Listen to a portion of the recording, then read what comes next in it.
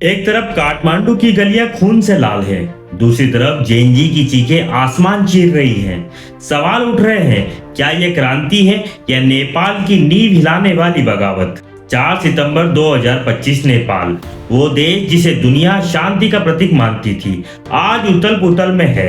4 सितंबर 2025 की सुबह ओली सरकार ने एक ऐसा फैसला लिया जिसने नेपाल के इतिहास में आग लगा दी। सरकार ने Facebook, Instagram, YouTube, WhatsApp, x समेत 26 सोशल मीडिया प्लेटफॉर्म्स को अचानक बैन कर दिया। कारण सरकार का कहना था ये कंपनियां रजिस्ट्रेशन नियमों का पालन नहीं कर रही है। लेकिन नेपाल के युवा, खासकर जैन जी के लिए यह सिर्फ एक टेक्निकल फैसला नहीं था, यह उनकी आवाज पर हमला था। नेपाल की कुल आबादी का 62% हिस्सा युवा है और इनमें से आधे से ज्यादा सोशल मीडिया पर एक्टिव। स्कूल, कॉलेज के बच्चे, बेरोजगार युवा, ये वही तबका है जिसने टिकटॉक से लेकर यूट्यूब शॉर्ट्स तक अपनी पहचान बनाई थी।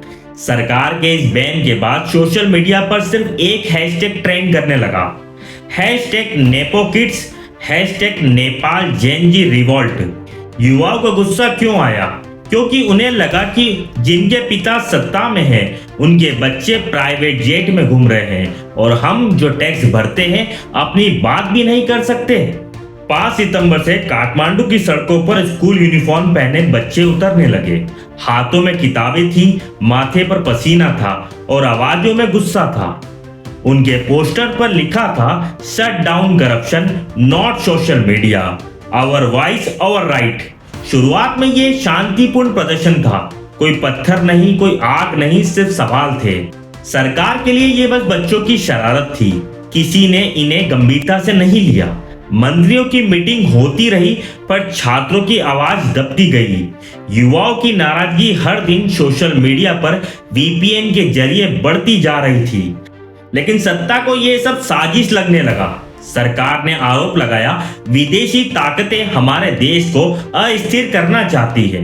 युवा कहते रहे, हम नेता नहीं हैं, हमारे पास कोई गॉडफादर नहीं है, हमारे पास सिर्फ सोशल मीडिया है, Instagram reels, YouTube shorts, Twitter threads. युवाओं ने इनसे पूरी दुनिया तक अपनी बात पहुंचाई। उनकी नाराजगी अब ग्लोबल ट्रेंड बन चुकी है। 5 से 7 सितंबर तक प्रदर्शन बड़े होते गए। काठमांडू, पोखरा, विराटनगर, जनकपुर, हर जिले में स्कूल कॉलेज के बच्चे सड़क पर थे।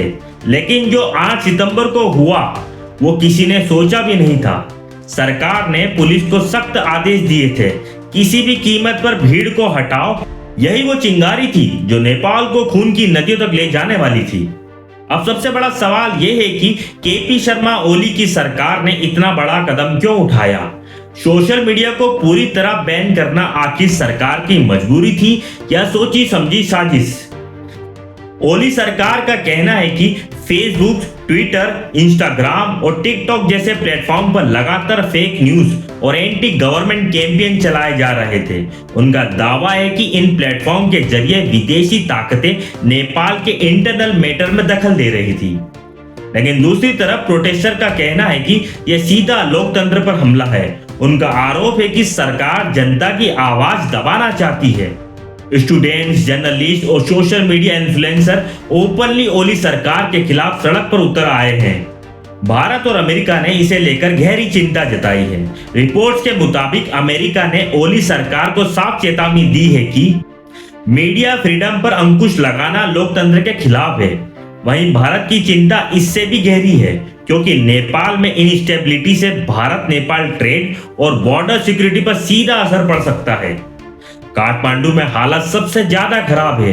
इंटरनेट शटडाउन के बाद भी वीपीएन यूजर्स की संख्या अचानक 300% तक बढ़ गई। स्टूडेंट्स और यंग एक्टिविस्ट टेलीग्राम, सिग्नल और डार्क वेब का इस्तेमाल करके प्रोटेस्ट की प्लानिंग कर रहे हैं।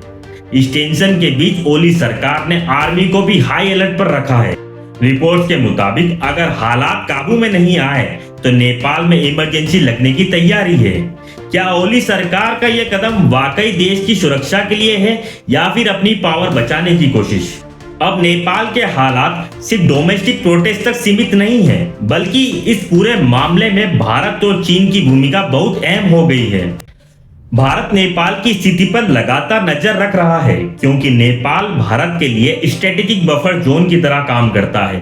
भारत की सबसे बड़ी चिंता है कि नेपाल में इनस्टेबिलिटी बढ़ने से बॉर्डर सिक्योरिटी पर खतरा हो सकता है।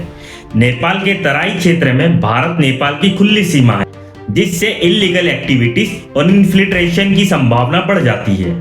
साथ ही नेपाल में हो रहे प्रोटेस्ट का सीधा असर भारत नेपाल ट्रेड पर भी हो रहा है।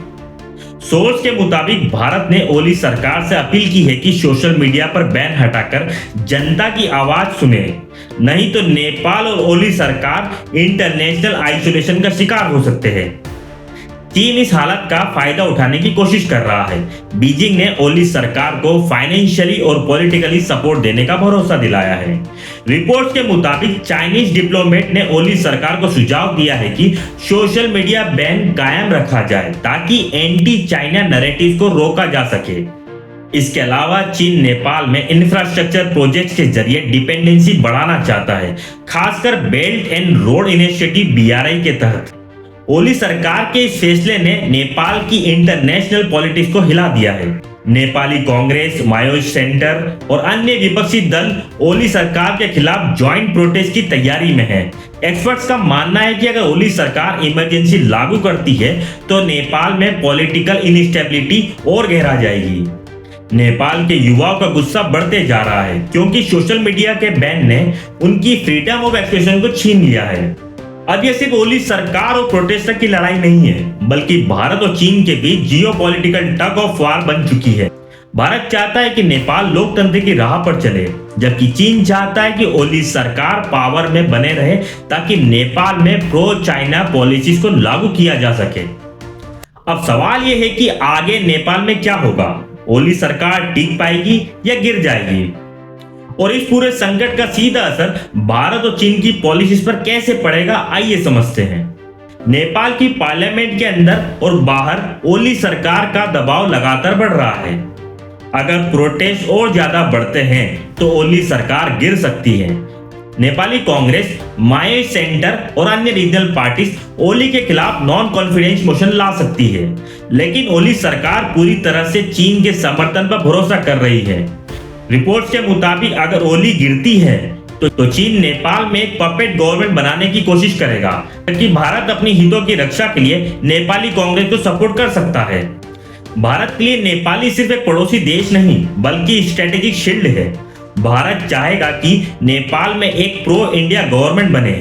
इसके लिए MEA ministry of external affairs backdoor diplomacy पर काम कर रहे हैं। भारत की कोशिश होगी कि नेपाल को सोशल मीडिया बैन हटाने, लोकतांत्रिक वैल्यूज को बनाए रखने और इंडिया फ्रेंडली पॉलिसीज अपनाने के लिए मनाया जाए।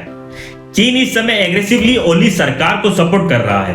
बीजिंग की योजना है कि नेपाल में BRI प्रोजेक्ट को तेजी से बढ़ाया जाए। ओली सरकार के जरिए चीन लंबिनी कॉरिडोर, पोखरा एयरपोर्ट और हिमालयन ट्रेड रूट्स पर अपना इन्फ्लुएंस बढ़ाना चाहता है। एक्सपर्ट्स का मानना है कि अगर ओली टिके रहते हैं तो नेपाल में धीरे धीरे चाइना डिपेंडेंट इकोनॉमी बन जाएगा। अगर ओली सरकार इमरजेंसी लगाती है तो नेपाल में सिविल अनरेस्ट और बढ़ेगा। यूथ और स्टूडेंट का गुस्सा ओली के खिलाफ और तेज होगा।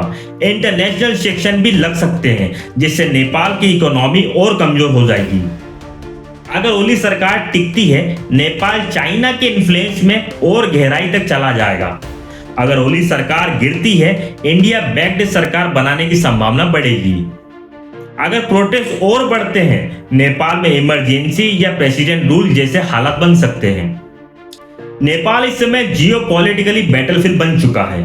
ओली सरकार की सोशल मीडिया बैन पॉलिसी ने इंटरनल पॉलिटिक्स को डिस्टेबलाइज कर दिया है। भारत और चीन दोनों नेपाल को अपने इन्फ्लुएंस जोन में खींचना चाहते हैं। अगले कुछ हफ्ते तय करेंगे कि नेपाल लोकतंत्र की राह पर चलता है या चाइना के कैंप में गहराई तक चला जाता है। दोस्तों, अगर आपको ये वीडियो अच्छा लगा हो तो हमारे वीडियो को लाइक कीजिएगा, सब्सक्राइब कीजिएगा। धन्यवाद।